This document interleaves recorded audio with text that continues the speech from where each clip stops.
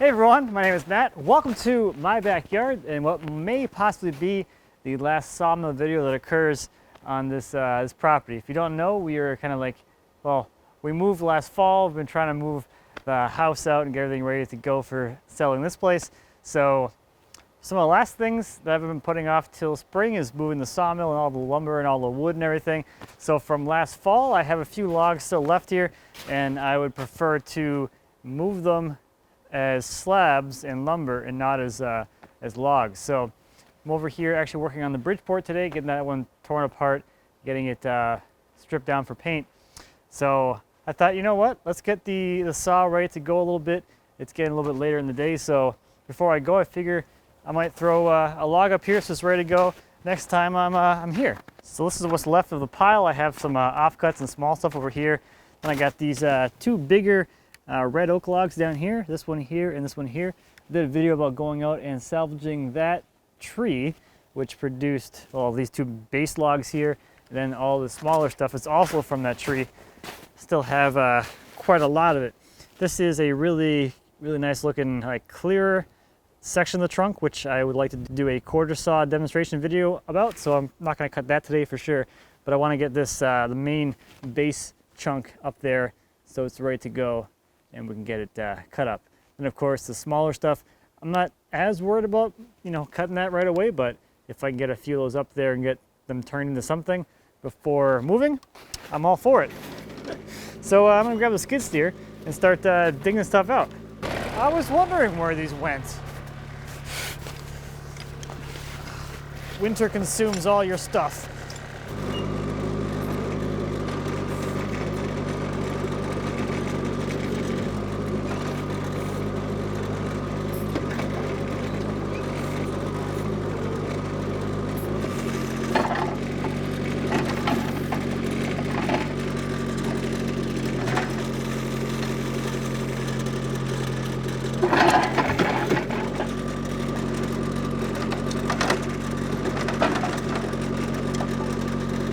Alright, let's see if we can break it free with something with a little more, I don't know,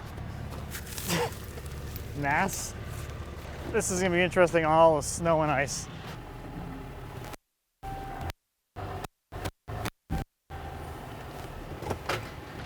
Yeah, that kind of worked. Just this butt end was hung up down in the dirt. And I should be able to kind of roll it over there. Maybe I'll pull out a little more.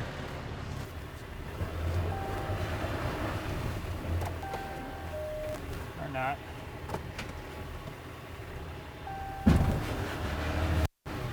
Alright. Let's try that.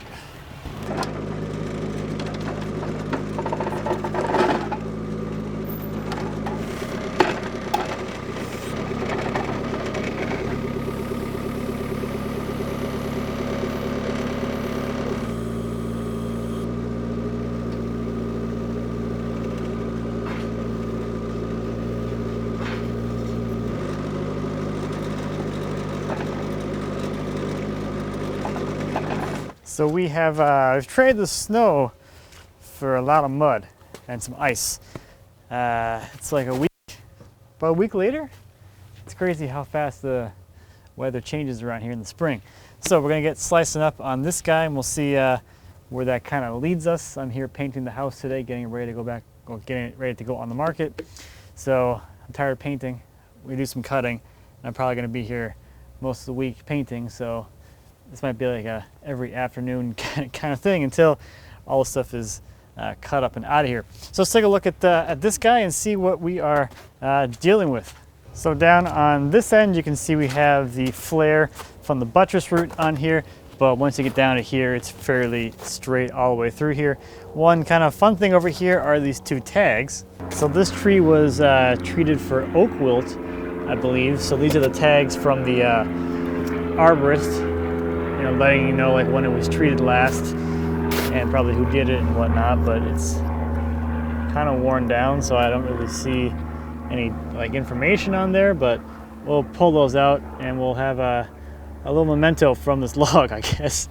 These are aluminum, so it's not a big deal if they happen to get cut through. Now down here is where I want to spend a little bit of time chatting about this. You can see the pith is way over here. And then there is all this material on this side and a little bit on that side. So this tree actually grew with a lean to it. So this would have been the downhill side, or like the, I guess the bottom of the lean, supporting all the weight. So with the hardwoods, you're gonna see compression. So the tree is gonna grow with more material on this side to strengthen that side up and bolster it. And that's going to offset the pith to one side.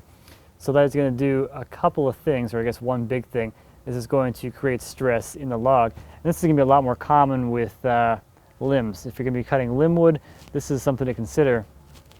That if you were to kind of come through here and cut like this and separate the two halves that are kind of pulling against each other, you're going to end up with a board that's going to try and bow. They're going to bow away from themselves because they are trying to, pull back together.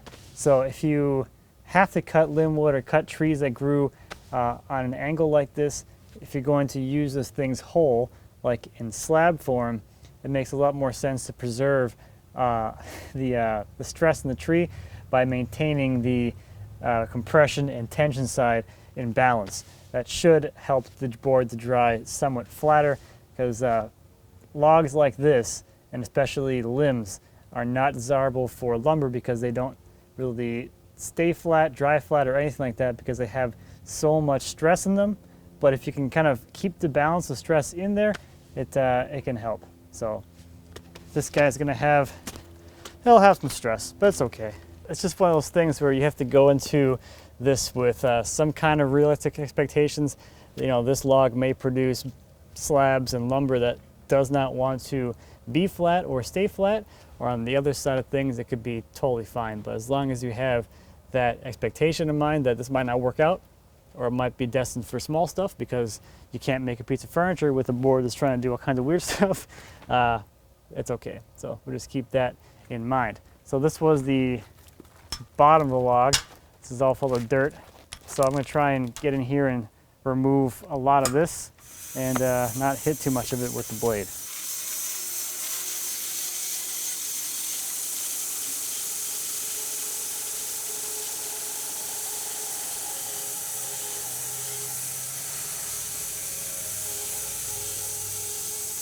All right, that was smooth. First cut of the year. I think the last time I used the saw was, what, November? I think, that was March. Pretty good. Don't have to do anything, just walk out, take the tarps off, and get to work. I like that. Ah, this is heavy.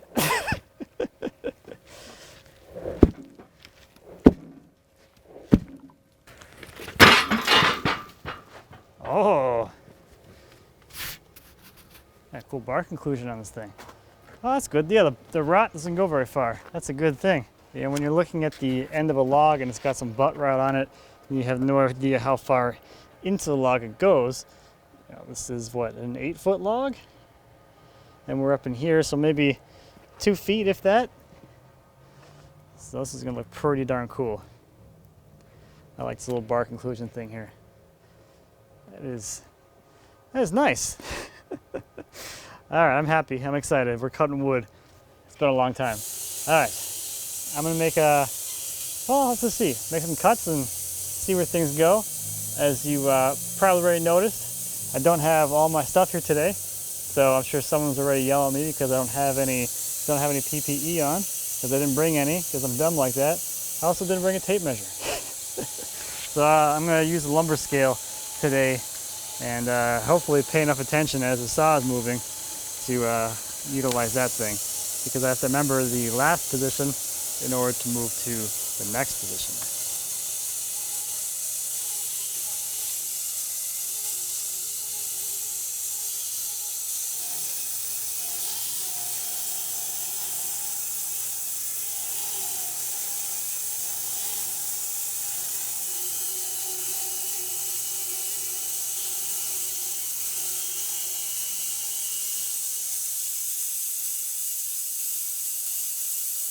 Now before I go any further, I'm going to try and get these out, because this is definitely in the cut path. I do want to keep these. And yes, I only have a screwdriver for this. I don't have a hammer, don't have a pry bar, there's nothing here. Very limited things here, I guess.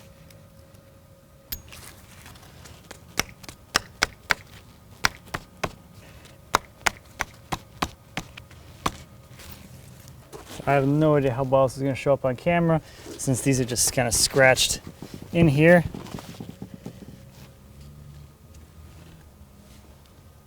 And this one is a 0 with a slash through it, and then a 5. 05.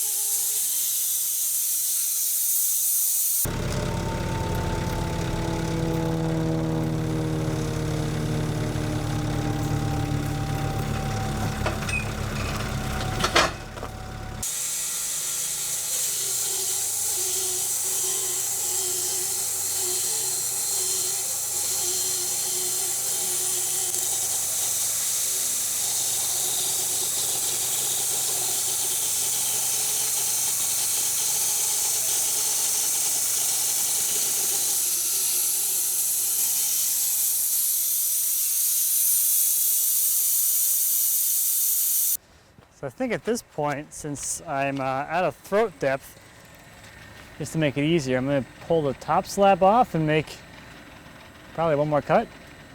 And then we might repeat that again. Maybe. Let's see what's going on over here. Yeah, we'll probably just do one more. Yeah, and then we'll end up flipping it later.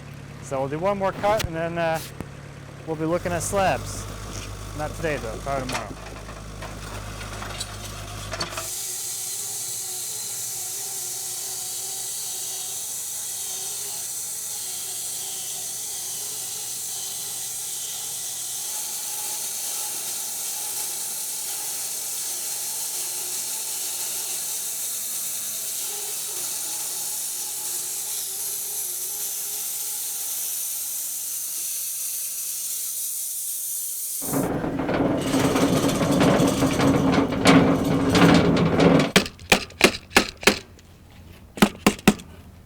So I think we'll do the same thing again. I'll get this top slab out of the way. And then this last cut is gonna be 5 inches off the bed. And it's probably gonna be the last cut for this log. Ooh, that's gonna look nice.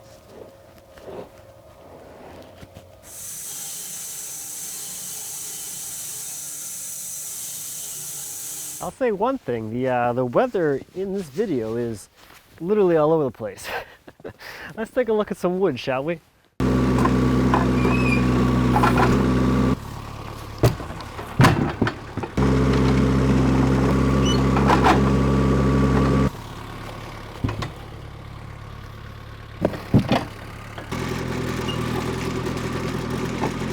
So I think for, I guess, efficiency's sake, this time, or today, I guess, we are going to take a look at these as book matched pairs. We can do 2 at once. Or I guess not really book matched, they're sequential match or something. Whatever, you know what I mean. We're looking at 2 slabs. Man,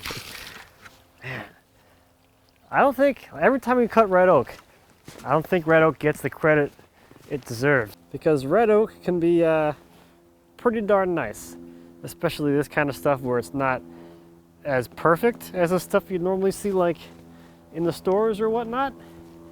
So really the actual punky rot area ends right about here. It's about a foot long, and then we have a little bit of rot staining, so it's you know, the early stages of rot, I guess. Just changes the color, doesn't change the actual structure of the wood. So you have some cool colors coming in there from the rot that's further down there.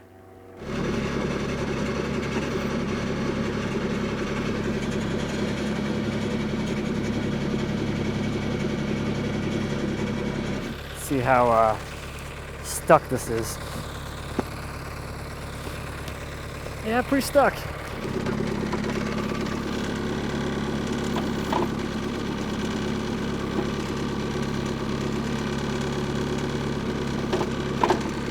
Wow.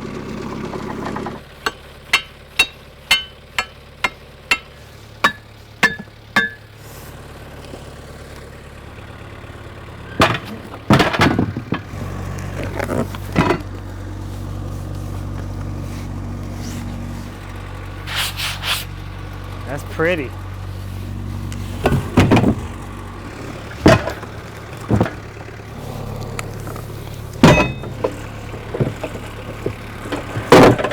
I think these are already like looking super awesome. Like really awesome. I think the grain is getting a little better as we get going here. Yeah, this one's really cool. I like this a lot. We're getting into some quarter saw material, so it's very straight. And you got some cool stuff going on over there. Ooh. Woof. Let's check out this nice straight grain area on this side. And you got some cathedral action over here. And then you got more straight grain on that side. So you can see how the pith in this tree is offset. Because the center of the tree is over here. More material on this side than on this side. So it's really cool. You can see how much tighter the grain is on this side versus on this side. A couple of fun character knots in this guy, and then kind of the same thing going on over there, just like a little bit narrower and maybe a little bit less of a straighter grain. Before I forget, let's get some width measurements on here. So this has got quite the flare down here, but we are at 38 right in here, and then as we get into kind of the more main area of the slab, it's fairly consistent the whole way down. We're at 31.5 between the bark, so good size piece of wood, that's for sure.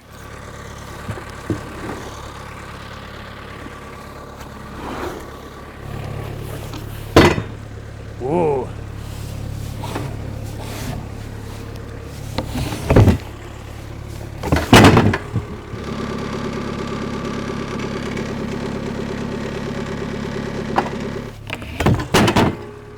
All right, water time.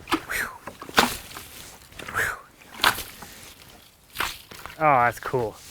Yeah, we got a little ray fleck here because we are into the truly quarter sawn stuff. So the sawdust is a little frozen on there right now, but still see we got some really interesting grain patterns going on here. Well, I guess mostly straight. And then we have the pith. You can see that's kind of running through here all the way down. So this is towards the center. We got a little bit of where the pith is right through there. So very cool. We got some nice ray fleck here. All the medullary rays coming across here, giving us some nice quarter sawn ray fleck. This one's got a little more. Hopefully you can see a little better around that that knot there.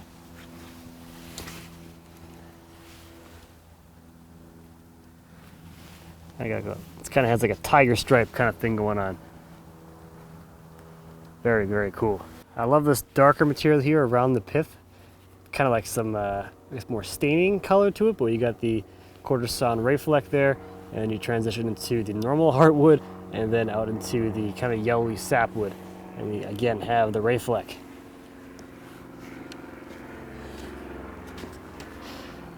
Nice ray fleck on this guy too. A little bit of figure down here in the buttress.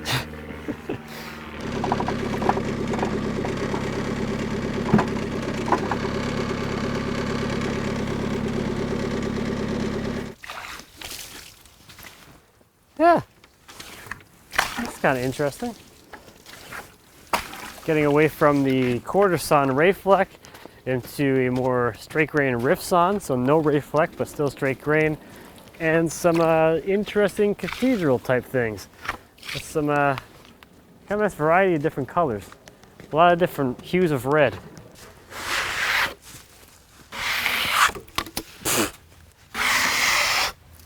So real quick as I'm cleaning this off, I know when I posted about the bimetal blades that I was using, that I got a lot of interest in those, and I showed the carbide blade that I had bought also. So this was cut with the carbide blade, and that's now my favorite blade. It's the blade with the least amount of drama. It cuts perfectly flat and it's still cutting. Like, I don't know how many logs I've cut already. But I'm all about that drama-free life. Life too short for drama. But that blade does a real nice job, that's for sure. $160, but it does a nice job.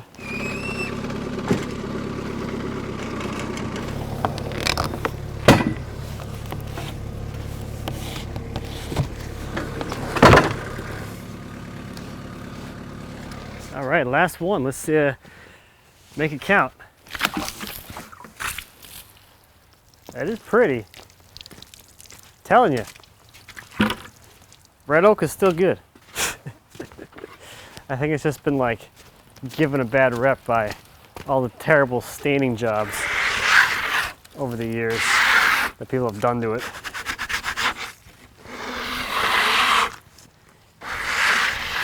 You don't have to stain wood.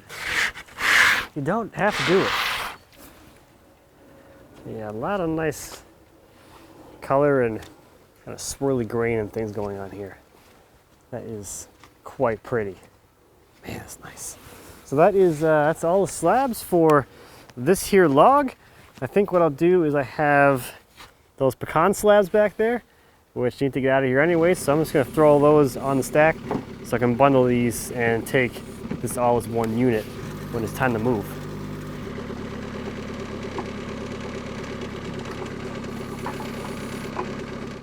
Okay, that takes care of that. So let me get this piece of waste out of here and toss that aside. And I've got this piece of workbench kit in the back of my truck, which I need to resaw. I'm a little short on front laminates for split top Rubo benches with the bench crafted tail vise style installation type of thing. So I need those 2 pieces of 8-quarter which will go on the front of the bench for another kit. So I'm going to resaw those off of that block. I'm short on base material anyway, so I'll probably get 2 front laminates and a piece of base material out of that piece. That's a narrow one anyway, so resawing it up isn't really a big loss. It's already dried though, so it's gonna get a resawn and thrown back in the truck, and it's gonna head out from the warehouse. You know what's funny is I originally marked this with an X because I was going to resaw it into base material, and here we are later on just resawing it into smaller pieces. So I think I'm actually just going to leave this chunk as is, and I'll have it for slicing pieces off as I need. Since it's getting kind of late, I gotta get back to the warehouse anyway and get that kind of packaged up anyway, so this will be like if I need more laminates or if I need more base material or something, I'll just saw it off as I need it. So next I have these 2 kind of smaller logs up here. My neighbor a few houses down wants a couple of 8x8s for a mantle. It's got like an L-shaped fireplace, so he needs a 7-footer and a 3-footer to make that L-shaped thing. So I think we'll pull some 8x8s out of these 2 guys here.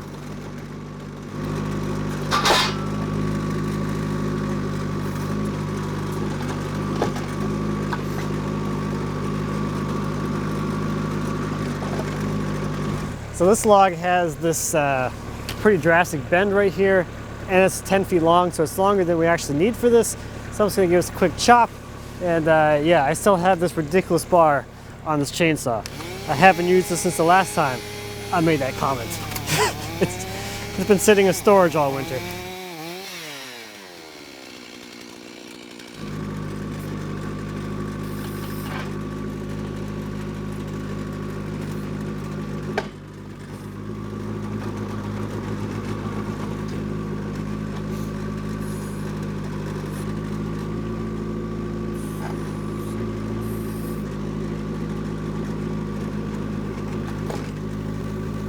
So what I'm going to try and do for this is to create a boxed heart beam. So essentially the pith is going to be in the middle of the 8x8 and then just going to square it up all the way around. The kind of advantage of doing that is that it maintains a natural, I guess, like stress environment of the log, so that it shouldn't, the beam should stay straighter in the long run. It's obviously going to crack, which is, that's kind of fine, but keeping it nice and straight as it dries is pretty, somewhat ideal. These mantles tend to get installed, or at least this one will probably get installed before this is actually completely dried and ready to go. The idea is that it's just hanging up there. It can dry over the years. To dry an 8x8 in red oak would probably take 6 years, something like that. So it's a very long process anyway. So you just kind of hang it up there to dry and look at it. And then over the years, it gets some cracks and some patina. And that's just kind of part of the rustic charm of these mantle beams. So anyway, I'm just going to run through this. Basically, I'm just going to four-side it, and then we'll have some offcut pieces that we could probably throw in a pile and cut some boards out of later. I'm just more interested in running through this stuff as quickly as possible. All right, so this has been leveled up. I got a block under here, and that wedge takes this face the square. So this is good to make the second cut now. I'll just measure off the bed to get the height of the pith, and then add, what are we doing, 8ths? Add 4 inches to that, and make the cut. I think what I'll do is I'll toss the second one on now, get it squared up, and then I can cut the 2 other faces at the same time on both beams.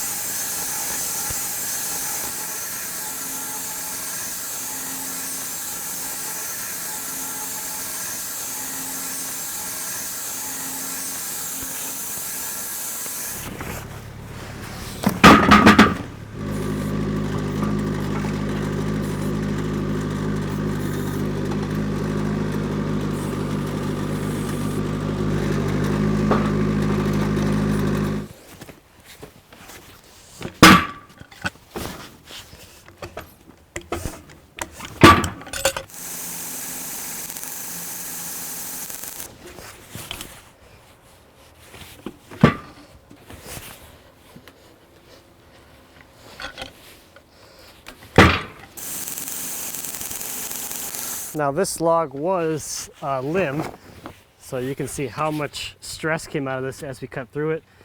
It's bowed about a ½ inch here in the middle.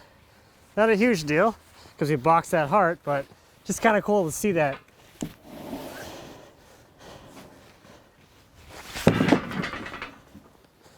That's a nice looking beam though. Pretty pretty.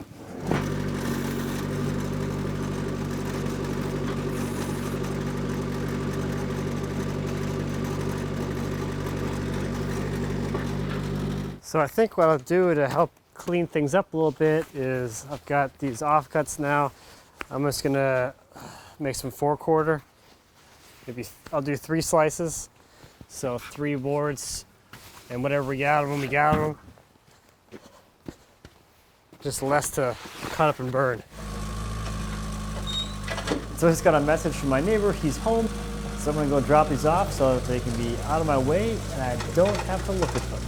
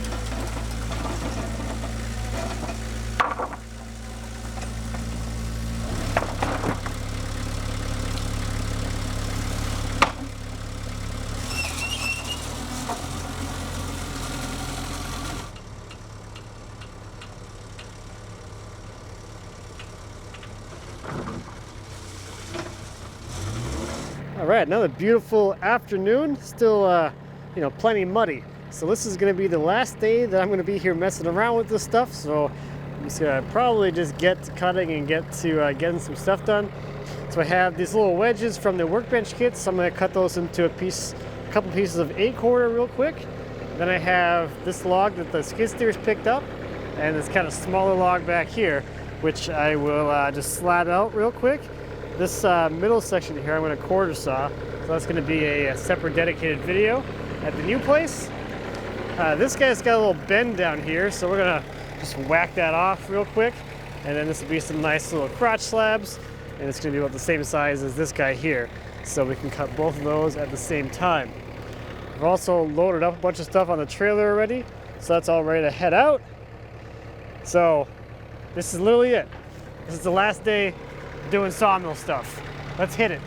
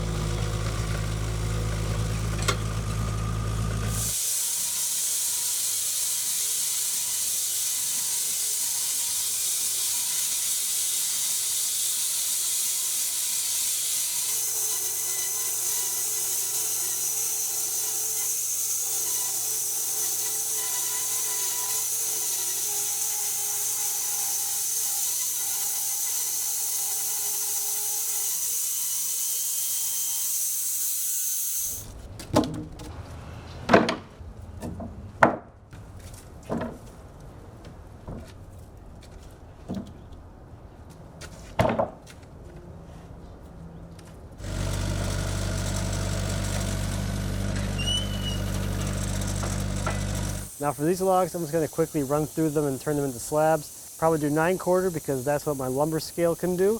You know, as little thinking as possible, and it's just quickly run through these things as quickly as possible.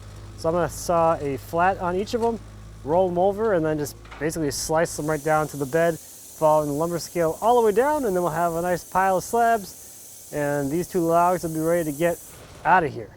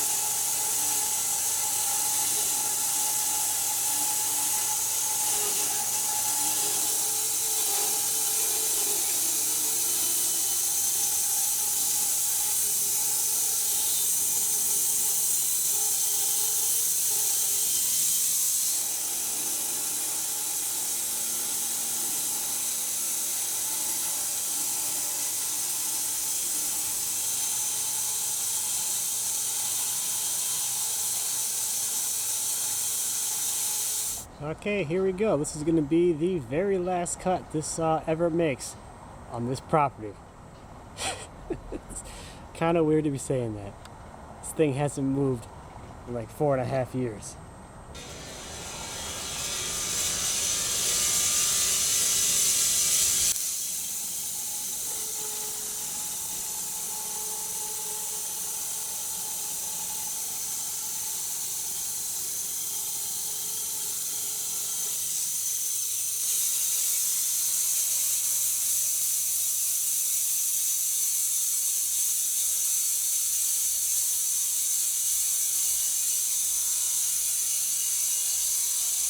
So I think with these, I'm just going to band them and transport them as is. I have a lot of stacking to do at the other house anyway, so in the future, if I have a video about taking a look at these, I will link to it down below so we can take a look at what's in here. It's probably gonna be some pretty, hopefully interesting things in here.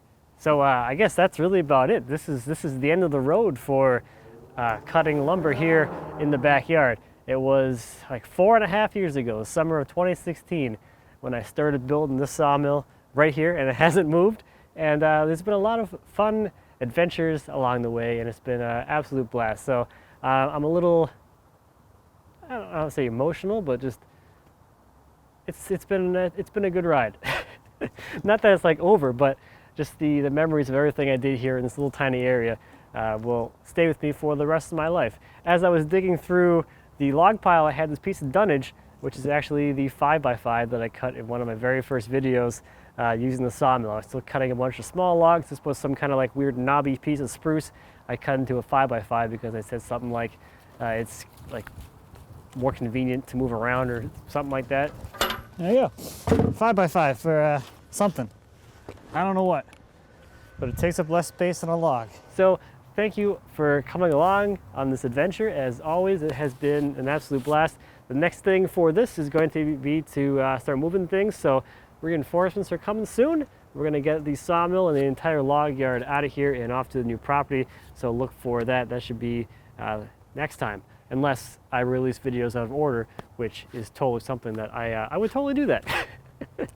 So thank you as always for watching. I greatly appreciate you. Any questions or comments on the sawmill, anything about this place or anything at the new place, please feel free to leave me a comment. As always, I'd be happy to answer any questions you might have. And until next time, happy woodworking.